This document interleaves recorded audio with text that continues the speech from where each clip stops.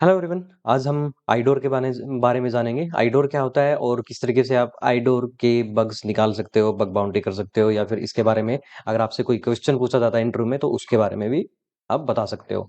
तो आइडोर क्या है? पहले DOR क्या है कि direct object reference. Direct object references क्या होते हैं कि मान लो कोई भी जैसे URL है, ये आपकी वेबसाइट है, एक प्रोफाइल यूजर ID 1 है, ठीक है।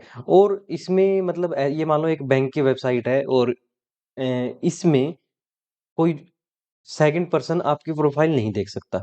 लेकिन अगर आप यूजर आईडी यहाँ पे चेंज कर रहे हो, 1000 आपकी है, आप 1001 कर रहे हो और फिर आपको किसी और की प्रोफाइल वहां पे शो हो रही है, तो ये एक बग है। मतलब डायरेक्ट ऑब्जेक्ट रेफरेंस होते हैं, ये डायरेक्ट ऑब्जेक्ट के आपकी प्रोफाइल का रेफरेंस हो गया, कोई फाइल है, ठीक है, उसका रेफरेंस हो गया, एक तरीके से कोई डाटाबेस है।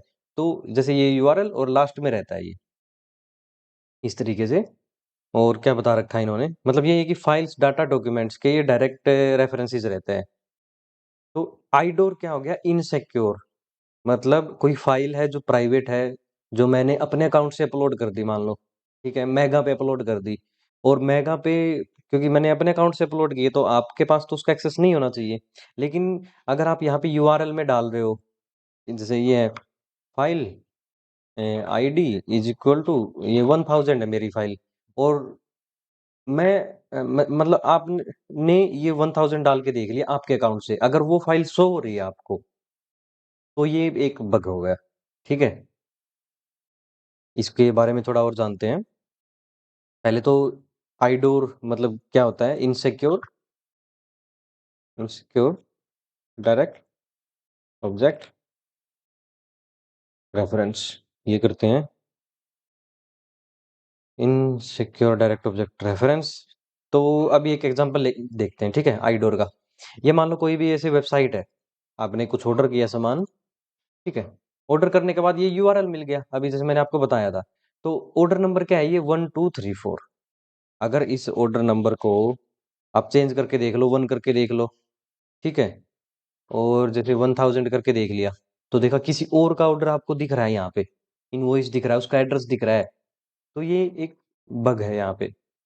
इसको वेबसाइट को क्या करना चाहिए कि वैलिडेट करना चाहिए बैकएंड में, कि जो मतलब रिक्वेस्ट जा रही है कि मुझे ऑर्डर नंबर 1000 की डिटेल दो, ठीक है, तो इसको बैकएंड में चेक करना चाहिए कि इसको रिक्वेस्ट भेज कौन रहा है। इसको हम कॉपी कर लेते हैं यहाँ से, क्योंकि आंसर देना हमें यहाँ पे ही, ठीक है, जैसे जैसे इन्होंने बता रखा है जैसा, ठीक है। तो इस तरीके से आप चेक कर सकते हो, किसी भी आप वेबसाइट पे जाओ, चेक मारो भाई इधर उधर जहां आपको जो मिले तो ट्राई करो। फिर क्या है कि फाइंडिंग आइडोर्स इन एनकोडेड आईडीज। अब एनकोडिंग का मैंने लास्ट वीडियो में बताया था, उसमें आप देख लेना। तो जैसे बेस 64 एनकोड, बेस 64 होता है एनकोडिंग और डिकोडिंग। इसमें क्या होता है कि आपका मान लो ये है ID 30, या आपका मोहित है, तो जब आप उसको एनकोड करोगे तो इस तरीके से आपको दिखेगा। तो इसमें हम टेम्पर कैसे कर सकते हैं कि बहुत बार वेबसाइट क्या करती है, एनकोडिंग यूज करती है डाटा में। तो आपको इस तरीके से दिखेगा URL में, ठीक है, या मतलब रिक्वेस्ट में देख रहे हो आप। तो उसमें क्या होगा, जब आप उसको डिकोड करोगे ID 30, ये आपको शो होगा। मान लो ID 10 है तो एनकोड करके सबमिट कर दोगे। इस ये पहले 30 था, आपने ये मान लो सबसे पहले क्या था, मैं थोड़ा ये बताता हूँ। आपको एक URL में ये मिला एड्रेस, ठीक है, तो ये एनकोडिंग एनकोडिंग फोन में है, इसमें फॉर्म में है बेस 64 में। तो आपने चेक करने के लिए क्या किया, बेस 64 डिकोडर पे यहाँ पे चले गया, इस वेबसाइट पे गए, आपने किया डिकोड, और डिकोड करने के बाद आपको मिली वैल्यू ID 30, ठीक है। तो फिर आप उसको क्या करोगे, ID 10 करोगे और उसको दोबारा एनकोड कर दोगे। एनकोड करके आपने ये जो एनकोडिंग आपको ये स्ट्रिंग मिली है, इसको आप पेस्ट करोगे और सबमिट कर दोगे। तो आपको किसी दूसरे की डिटेल्स आपको शो होंगी। तो अब इन्होंने पूछा है कि common type of encoding used by website. तो वेबसाइट्स के द्वारा बेस 64 जो एनकोडिंग है वो यूज की जाती है कॉमनली। तो इसका आंसर दे देते हैं हम, बेस 64। बेस 64। तीसरा मतलब टास्क 4 में क्या बता रखा है, हैश्ड आईडीज। हैश्ड आईडी में क्या रहता है, is a little bit more complicated to deal with than encoded ones, ठीक है। मतलब इसमें थोड़ा सा ये कॉम्प्लिकेटेड रहती है, लेकिन ये मतलब आप मतलब प्रिडिक्टेबल पैटर्न रहता है इसका, आप मतलब कर सकते हो प्रिडिक्ट। और एक वेबसाइट है क्रैक स्टेशन डॉट नेट, जहाँ पे मतलब बिलियंस ऑफ हैशेस की वैल्यू है वहाँ पे। ठीक है, क्योंकि आपने एक बार हैश कर दिया तो उसको मतलब वो रिवर्सिबल तो नहीं रहता है। ठीक है, लेकिन इस वेबसाइट ने मान लो 1 2 3 आपने एनकोड किया है और 1 2 3 मैं अपने सिस्टम में एनकोड कर रहा हूँ, तो हम दोनों को ना सेम वैल्यू मिलती है। तो इस तरीके से इसके पास मतलब बिलियंस ऑफ हैशेस स्टोर है और उसकी वैल्यू स्टोर है, जो कि मतलब MD5 ज्यादातर यूज होता है बहुत बार। तो इसमें क्या बता रखा है कि what is the common algorithm used for hashing IDs. MD5 आपको एग्जांपल भी दिखा देता हूँ। जैसे ये है, इसको आपने कॉपी किया, ये मिल गया आपको किसी वेबसाइट पे। तो क्रैक स्टेशन पे यहाँ पे गए, आपने ये पेस्ट किया और क्रैक हैशेस, ये देखिए यहाँ पे आपका हैश है। ये मतलब कौन सा टाइप है हैश का, और ये आपका जो 1 2 3 रिजल्ट है। मतलब 1 2 3 को हैश करने के बाद आपको ये मिलता है। तो इस तरीके से आप फाइंड करोगे। एंड टास्क 5 में क्या दे रखा है, अनप्रिडिक्टेबल आईडीज। अनप्रिडिक्टेबल आईडीज में क्या बता रही हैं, if the ID can not be detected using, मतलब जो ऊपर हमने मेथड्स देखे, उसमें आपको कुछ भी नहीं मिल रहा है उस वेबसाइट में। तो इसमें आप क्या कर सकते हो कि सबसे जो अच्छा मेथड है, आप 2 अकाउंट बनाओ। उस वेबसाइट पे 2 अकाउंट क्रिएट करो। जैसे एक आपका क्रोम ब्राउज़र है, उस क्रोम ब्राउज़र में एक अकाउंट ओपन कर लो, फिर दूसरा ब्राउज़र में जाओ और उसमें सेकंड अकाउंट क्रिएट कर लो। तो इन दोनों अकाउंट्स की डिटेल्स आपस में चेंज करके देखो।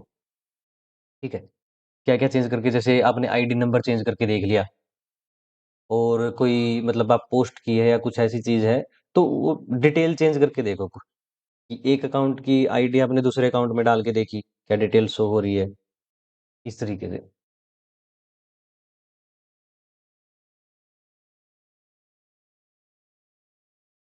फिर क्या है, वेयर आर दे लोकेटेड, मतलब आपको आइडोर मिलेंगे क्या, लोकेशन कहाँ होती है। ठीक है, the vulnerable end points you are targeting may not always be something you see in the address bar. तो मतलब हर बार आपको एड्रेस में नहीं मिलने वाले। So it could be content your browser loads via the AJAX request, AJAX request और something that you find referenced in JavaScript file, कि आपको जावास्क्रिप्ट फाइल में रेफरेंस मिल रहा है या फिर एजेक्स रिक्वेस्ट में वो लोड हो रहा है। तो आपको हर बार यूआरएल में यहाँ पे नहीं मिलेगा आपको ये। ठीक है, तो sometimes end point, end point क्या होते हैं, यही होते हैं।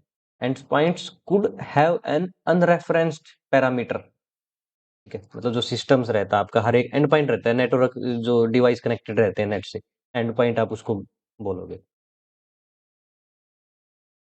Some development and got pushed to production. So, for example, you may notice a call to user details. तो मतलब आप जब ऑथेंटिकेट करते हो किसी यूजर को, तो आपको ये देखने को मिलता है। और ये कहाँ पे, या तो मतलब बर्फ स्वीट आप यूज कर रहे हो, उसमें आपको देखने को मिल जाएगा।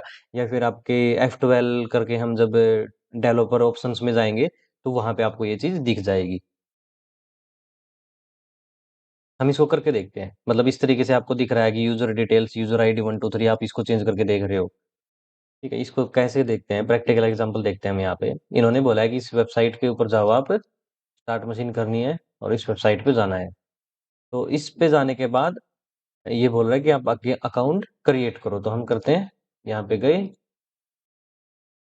पहले कस्टमर्स, तो अकाउंट मैंने पहले ही क्रिएट कर रखा है। अकाउंट क्रिएट करने के बाद मान लो मोर टूल्स, डेवलपर ऑप्शंस, ये आपने ओपन कर लिया। अकाउंट लॉगिन करने के बाद आप जाओगे योर अकाउंट में। ठीक है, योर अकाउंट में गए, अब मान लो यहाँ पे तो कुछ शो ही नहीं हो रहा हमें, यूआरएल में देखो आप कस्टमर अकाउंट, लेकिन आगे कुछ है ही नहीं। तो इसको आप क्या करोगे, जब अकाउंट साइन अप करके योर अकाउंट में चले गए और आप जब पेज को रिफ्रेश करोगे ना, तो यहाँ पे देखिए। ठीक है, यहाँ पे दिख रहा है customer ID is equal to, और ये क्या है, जी क्वेरी टाइप और स्टेटस, मेथड कौन सा, गेट मेथड यूज हो रहा है। तो हमारा मतलब मेन इससे है कि आपको अगर बर्फ स्वीट यूज कर रहे हो तो रिक्वेस्ट्स में आपको ये चीज दिख जाएगी।